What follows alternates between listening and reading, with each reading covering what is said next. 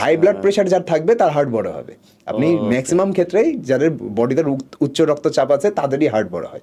মানে এই উচ্চ রক্তচাপ কমানোর জন্য কি করতে হবে, আপনার যে আমাদের যে ব্লাড ভেসেলসগুলো আছে, রগগুলো আছে, নালীগুলো আছে, সেগুলোর ভিতরে কিন্তু চর্বি জমে, সরু সরু যে চিকন চিকন নলের মতো রক্তনালী আছে, যেটা বলছিলেন যে সুগার খেলে এটা প্রোটিন কমায়। প্রোটিনের ভিতরে একটা অ্যামিনো অ্যাসিড আছে প্রোটিনের ভেতরে, যেটার নাম হচ্ছে L-আর্জিনাইন। অনেকে শুধু আর্জিনাইন নামেও চিনে, কেউ চাইলে গুগলে সার্চ দিতে পারবে, যারা বায়োলজি পড়েছে তারা বুঝতে পারবে।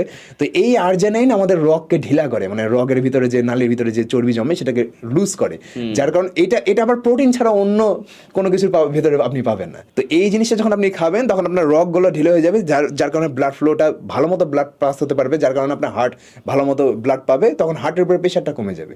ব্লাড প্রেশারের কারণ, ব্লাড প্রেশার মানে হলো হার্ট যতটা রক্ত চাচ্ছে ততটা পাচ্ছে না, এই জন্য প্রচুর প্রেশার ক্রিয়েট করছে। তো হার্টের পরিশ্রম বেড়ে যায়, আর আমাদের পেশির নিয়ম হচ্ছে যখনই বেশি পরিশ্রম করবে তখন বড় হয়ে যাবে।